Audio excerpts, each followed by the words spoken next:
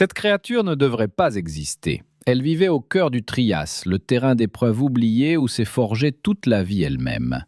Il y a 252 millions d'années, la planète sombra dans le silence, non pas un silence de paix, mais celui qui suit la catastrophe. L'extinction du Permien a effacé 9 espèces marines sur 10 et 3 espèces terrestres sur 4. Les forêts s'étaient réduites en cendres, les océans avaient stagné jusqu'à devenir du poison. Le ciel lui-même avait la couleur du vieux fer. Pendant près de 5 millions d'années, rien ne s'est élevé pour prendre le trône vacant après la plus grande extinction de l'histoire de la Terre. Imaginez maintenant vous tenir sur ce monde. Pas d'océan Atlantique, pas de Pacifique tel que nous le connaissons, seulement un vaste supercontinent unique, la Pangée. Une seule masse de terre s'étendant d'un pôle à l'autre, entourée d'un unique océan immense appelé Pantalassa. Aucune chaîne de montagnes ne divise son intérieur, aucune rivière ne creuse de vallée familière. La carte de la Terre est totalement méconnaissable ici. Un continent en forme de croissant de lune couché sur le côté, épousant les contours d'un golfe peu profond appelé la mer de Thétis. À l'intérieur de la Pangée, le climat est brutal. Les pluies de mousson n'atteignent l'intérieur qu'une seule fois par an, telle une promesse épuisée. L'intérieur cuit toute l'année. Des déserts rouges s'étendent jusqu'à l'horizon. Des dunes, aussi vastes que des villes, migrent sous des vents sans fin. Les températures dépassent les 40 degrés Celsius pendant des mois. Les pôles eux-mêmes n'abritent aucune glace permanente, aucun hiver éternel. Aucune neige ne tombe sur l'Antarctique. Aucun ours polaire n'arpente le nord, car aucun nord n'existe tel que nous le connaissons. Et pourtant, dans ce théâtre calciné, la vie refuse de capituler. Des survivants s'extirpent des décombres du Permien défunt. D'étranges créatures de transition émergent, pionnières de nouveaux plans corporels. Le monde est un laboratoire, l'évolution recrute. Chaque niche vide devient une place à prendre. Chaque plaine couverte de cendres devient une opportunité pour les survivants avides de la conquérir. Les éponges reconstruisent les récifs à partir de zéro. De minuscules fougères lycopodes percent le sol volcanique, tandis que l'air saturé de soufre se purifie lentement. Les plans du monde moderne se dessinent dans la poussière rouge et le vert de lave. Quelque chose doté de crocs commence à s'élever. Les premiers à revendiquer le trône vide ne sont pas les dinosaures. Souvenez-vous-en, les dinosaures n'existent pas encore. Les nouveaux maîtres s'appellent les archosaures, les lézards régnants, ancêtres à la fois des crocodiles modernes et des oiseaux à venir. Mais au début du Trias, la branche des crocodiles l'emporte, avec une très large avance sur tous ses rivaux.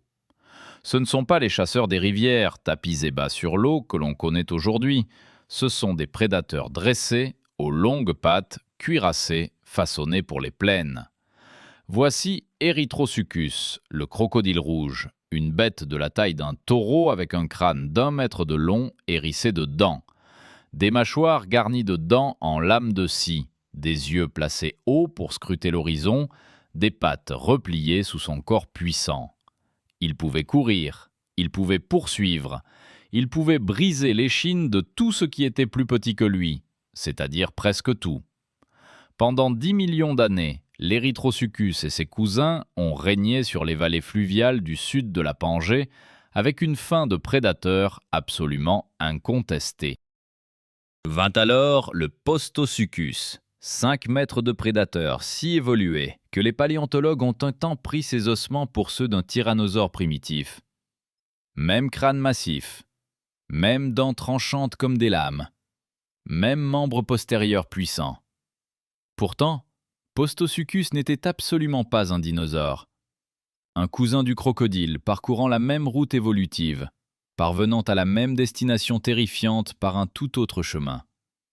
Évolution convergente, gravée dans l'os, 50 millions d'années avant que les tyrannosaures ne voient le jour en ce monde. La première culture de la peur venait de naître. Les troupeaux herbivores sursautaient à la moindre ombre.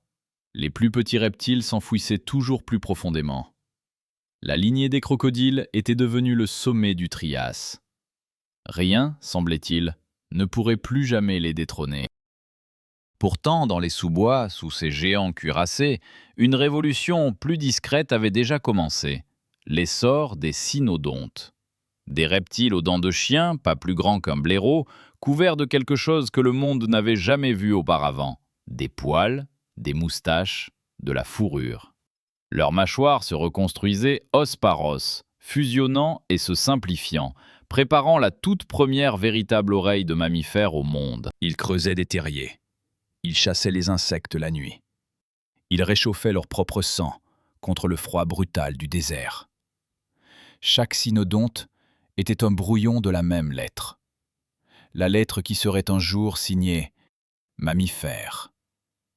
À leur côté broutaient les 10 cynodontes, des herbivores trapus, à bec, dotés de défense, ressemblant à un croisement entre une tortue et un tonneau. Leurs mâchoires bougeaient latéralement, et non de haut en bas, tranchant la végétation triasique la plus coriace, comme d'énormes cisailles de jardin. Ils vivaient en troupeaux de plusieurs centaines. Ils migraient à travers les continents. Certains atteignaient la taille d'un hippopotame adulte.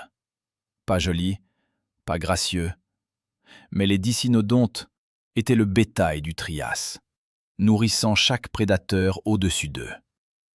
Et puis il y avait les rhynchosaures, des reptiles à l'allure de cochons, dotés d'un bec de perroquet et de doubles rangées de dents palatines broyeuses.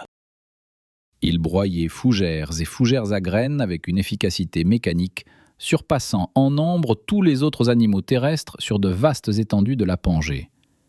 Des charniers de leurs fossiles s'étendent sur des kilomètres à travers ce qui constitue aujourd'hui les terres arides balayées par les vents du nord-ouest de l'Argentine.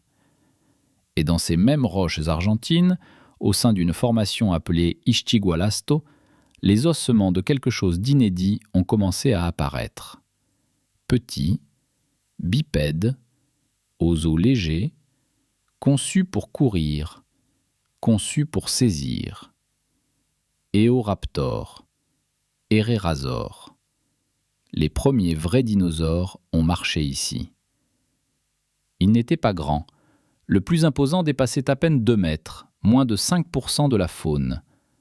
Une note de bas de page, une rumeur, un murmure en marge du troupeau, et pourtant, leur corps était discrètement révolutionnaire. Leurs hanches étaient différentes. Leurs chevilles étaient différentes. Leurs poumons percés de sacs aériens plus légers, capables d'un sprint soutenu. Ils fonctionnaient selon un plan corporel qu'aucune autre créature sur Terre n'avait jamais osé tenter auparavant.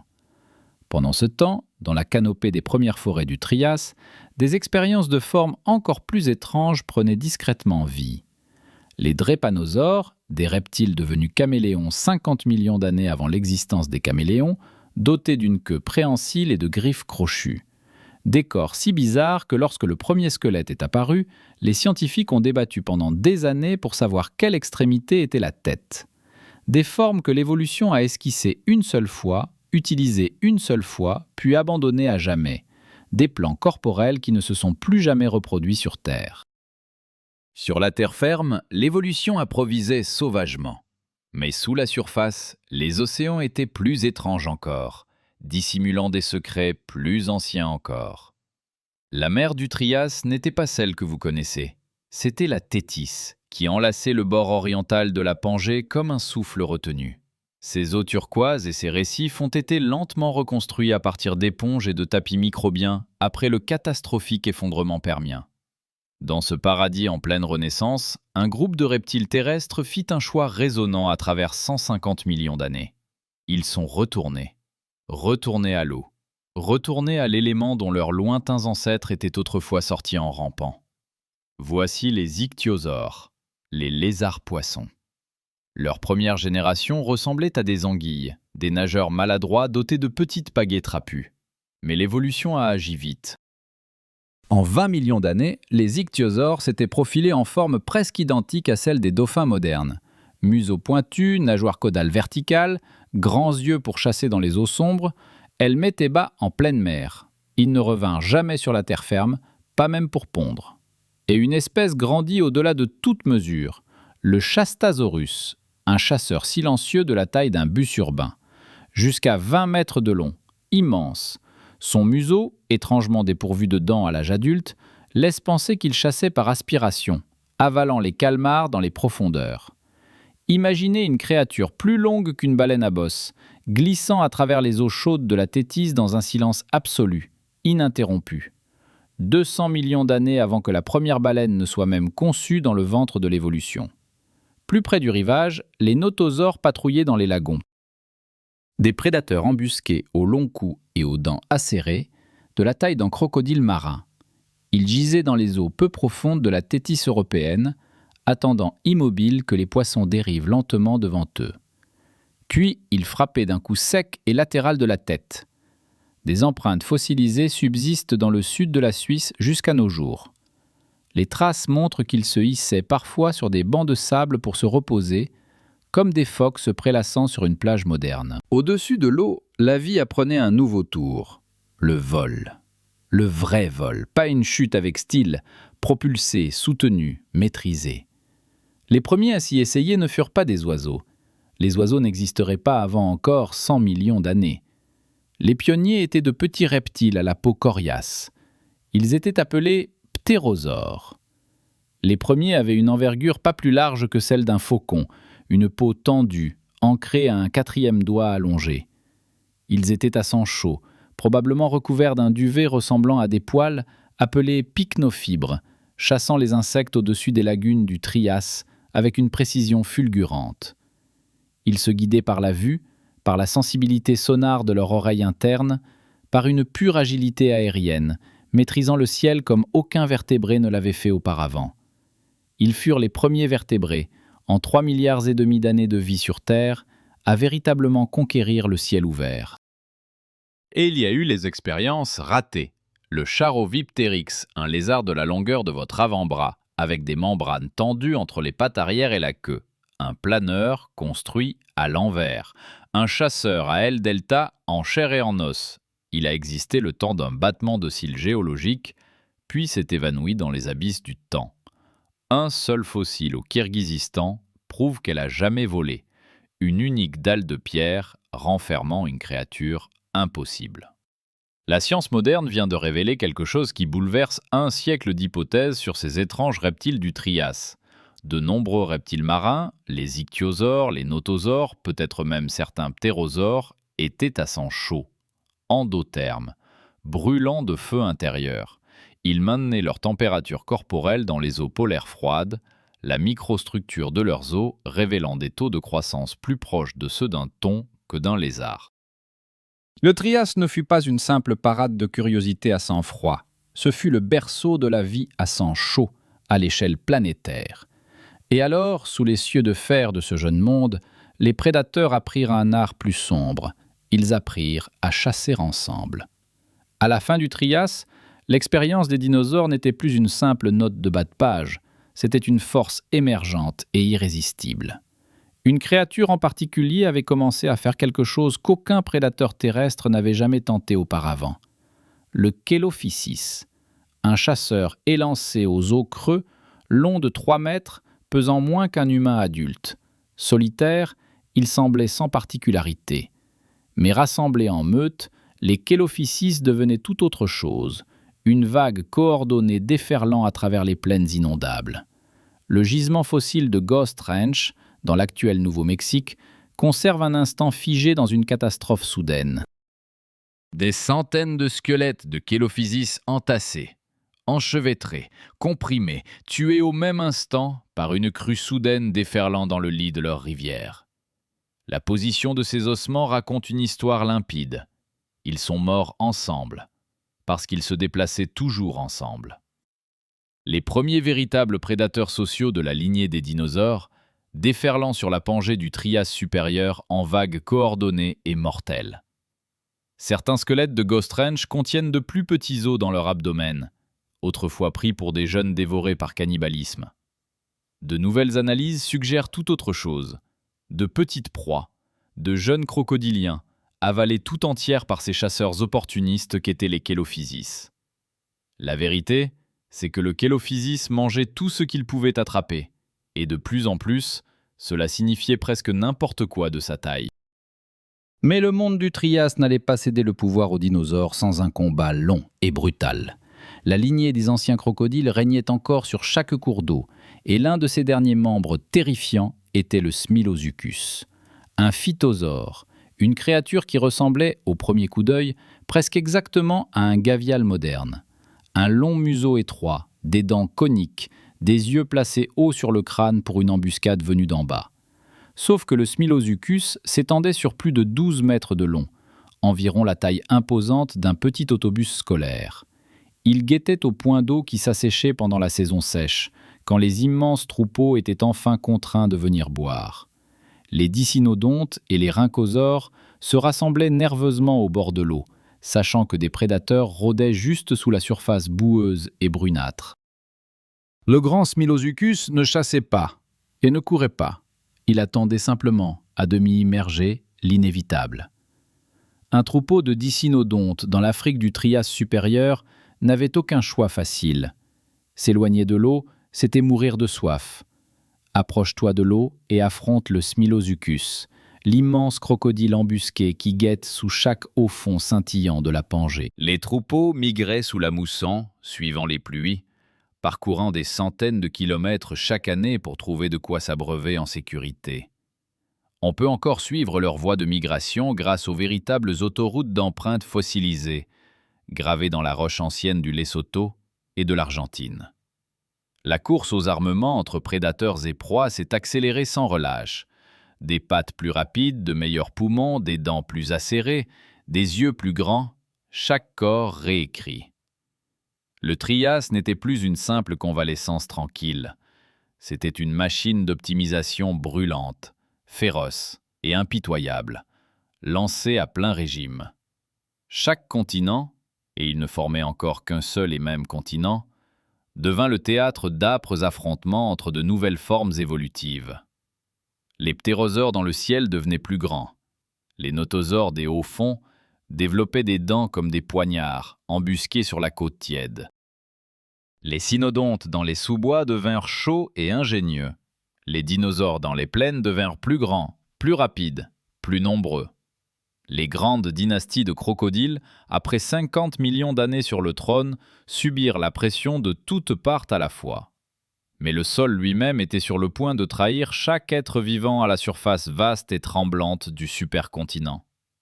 Il y a 201 millions d'années, le monde a pris fin une fois de plus, et cette fin allait tout changer à jamais. Cela ne s'est pas terminé en un seul jour, cela s'est terminé sur des centaines de milliers d'années, l'après-midi de la géologie. Sous le cœur de la Pangée, un immense panache de roches en fusion s'accumulait silencieusement depuis des millions d'années. Et la voilà qui jaillit, la province magmatique centre-atlantique, où campe le plus grand événement volcanique de l'ère mésozoïque. La lave s'est répandue sur 11 millions de kilomètres carrés, soit plus que les États-Unis, la Chine et l'Europe moderne réunies. Des fissures s'ouvrirent de l'actuel Maroc jusqu'au Brésil et au New Jersey, déchirant la Pangée le long de son ancien cœur tremblant. Elles n'ont pas éclaté en une seule explosion, mais par pulsations successives et implacables pendant au moins 600 000 ans. L'atmosphère suffoquait.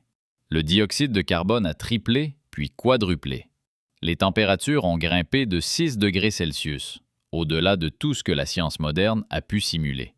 Les océans ont absorbé le gaz en excès et sont devenus acides. Les récifs se sont dissous. Le plancton a péri. La chaîne alimentaire marine s'est effondrée en quelques mois. Sur la Terre, les grandes forêts brûlaient. La mousson a cessé.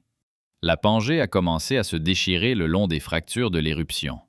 Les premières fissures s'ouvrirent de ce qui deviendrait un jour l'océan Atlantique. Le continent se déchirait en deux. Les pertes furent vertigineuses. La moitié de toutes les espèces marines a disparu. Les phytosaures se sont éteints du jour au lendemain à l'échelle des temps géologiques. Smilozeucus, le seigneur des points d'eau, avait disparu. Les aétosaures cuirassés, les rhoïsouchiens au museau allongé, toute la dynastie de la lignée des crocodiles, éteinte. 50 millions d'années de règne effacées. Leur domination s'est achevée par une planète qui avait tout simplement changé les règles. Et pourtant, certaines lignées sont passées au travers. Les premiers dinosaures ont survécu. Pourquoi? Peut-être que leurs poumons à sac aérien supportaient mieux l'atmosphère empoisonnée. Une croissance plus rapide a peut-être favorisé leur rétablissement. Ou bien la chance. Quel animal se trouvait près de quel refuge au moment où la lave est arrivée? Nous ne le savons pas vraiment. Peut-être ne le saurons-nous jamais.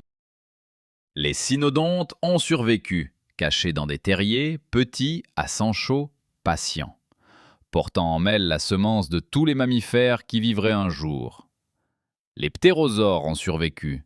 Les ichthyosaures aussi ont survécu. Des lignées devenant tortues, crocodiles modernes et oiseaux, toutes passées par la porte étroite de l'extinction de la fin du Trias. La moitié des espèces ont disparu. Les dinosaures ont hérité d'un monde brisé. Ce que la science vient de découvrir réécrit l'histoire de ceux qui ont vraiment survécu. Pendant la majeure partie du XXe siècle, les paléontologues pensaient que l'extinction de la fin du Trias avait été un déclin lent et progressif, étalé sur des millions d'années. De nouvelles données isotopiques issues de carottes de forage profond dans le bassin de Newark au New Jersey ont entièrement réécrit cette chronologie. Les sédiments ont enregistré chaque couche annuelle de la Pangée mourante. L'effondrement fut rapide, brutalement, terrifiantement, géologiquement instantané. L'extinction marine s'est peut-être déroulée en moins de 10 000 ans. Certains écosystèmes locaux se sont effondrés en quelques siècles seulement. Plus saisissant encore, d'anciennes signatures chimiques et des fossiles réanalysés suggèrent que des filaments duveteux remontent jusqu'aux origines. Les revêtements filamenteux semblables à des poils des dinosaures à plumes plus tardifs et des ptérosaures à sang chaud trouvent leur origine au plus profond de l'aube du Trias. Les premiers filaments duveteux, la première isolation, la première ébauche de plumes, déjà chez de petits ancêtres dinosauriens sociaux. Il y a 220 millions d'années, les plumes n'étaient pas une invention du Jurassique. C'était un outil de survie du Trias. Et la mâchoire des mammifères, cette articulation précise d'os qui nous permet, à toi comme à moi, de mâcher, de parler, de chanter, cette architecture s'assemblait chez les cynodontes du Trias, os après os, génération après génération. L'oreille moyenne des mammifères, 3 minuscules osselets qui vous permettent d'entendre un murmure, faisait autrefois partie de la mâchoire des reptiles. La transition s'est produite ici, dans la poussière du Trias, chez des créatures de la taille de rats se cachant des géants. Le Trias ne fut pas une simple parenthèse entre le désastre permien et la gloire jurassique. Il fut l'architecte de la biosphère moderne. Chaque dinosaure qui ait jamais vécu fut esquissé ici. Chaque mammifère qui ait jamais marché fut prototypé dans ce berceau oublié. Chaque oiseau, chaque crocodile, chaque tortue, chaque lézard, les fondations ont été posées dans ces déserts rouges et brûlants du Trias. Des mers chaudes et peu profondes, des plaines inondables qui s'assèchent sous un soleil impitoyable. Ces échos façonnent encore chaque être vivant aujourd'hui. Une époque perdue, jamais entièrement reconstituée. La plupart des passionnés de préhistoire connaissent le tyrannosaure et le tricératops par cœur et savent les nommer. Ils connaissent le vélociraptor et le brachiosaure. Ils connaissent l'astéroïde qui a mis fin au Crétacé dans le feu et un ciel qui s'effondre. Mais le Trias, ce premier chapitre étrange, ce terrain d'épreuve, demeure la salle la plus obscure et la plus silencieuse du musée. La salle que la plupart des visiteurs traversent en hâte pour rejoindre les géants. Mais sans le Trias, aucun géant ne voit le jour. Sans les cynodontes dans leur terrier, nous n'existerions pas. Sans le Chélophysis rôdant dans la plaine inondable, aucun Tyrannosaurus rex ne lui succède. Sans les premiers ichthyosaures, pas de baleines. Sans les premiers ptérosaures, aucun oiseau ne chante sur votre rebord de fenêtre. Sans l'extinction de la fin du Trias, les dinosaures n'héritent jamais de leurs 135 millions d'années de domination planétaire totale. Le Trias fut la porte silencieuse, le seuil où la vie, après la plus grande extinction jamais endurée, tenta de renaître. Expérimenter, risquer. Inventer les plumes, le sang chaud, la chasse en groupe, la mise bas en pleine mer, les premières ailes de cuir. Et puis, alors que l'expérience approchait de son plein potentiel, la planète s'est fendue et en a effacé la moitié. Mais les survivants ont tout emporté avec eux. Ils sont sortis de l'aube volcanique pour entrer dans un monde entièrement nouveau. Un monde de continents fracturés, de nouveaux océans qui naissent, d'une végétation qui revient en lente vague verdoyante. Ils sont entrés dans le Jurassique. Ils sont entrés dans l'ère des géants. Le monde à venir appartient aux titans. Dans le prochain chapitre de Monde préhistorique, nous suivons ces survivants à travers un vaste continent nettement divisé en deux. Nous allons rencontrer les premiers véritables colosses, des sauropodes au long cou devenus plus grands qu'aucun animal terrestre avant ou depuis. Nous parcourons les plaines inondables de la formation Morrison, où l'allosaure traque le stégosaure sous des fougères aussi grandes que des bâtiments. Nous descendrons dans des mers gouvernées par le liopleurodon, dans des cieux peuplés des ailes de cuir des ptérosaures Rhamphorhynchus, et dans des forêts où le sol ancien lui-même tremble sous les pas lents et ébranlants du puissant brachiosaure. Mais souvenez-vous toujours, chacun de ces titans a commencé ici, au Trias, dans un monde disparu. Abonnez-vous dès maintenant pour poursuivre le voyage au cœur de mondes anciens, disparus sous la pierre, la poussière et des siècles oubliés. Activez la cloche pour recevoir le prochain chapitre de Prehistoric World dès l'instant où il apparaît à l'écran. Le prochain épisode vous emportera dans l'âge des géants, les premiers véritables colosses s'éveillant à leur règne. Le mystère de la formation Morrison vous attend.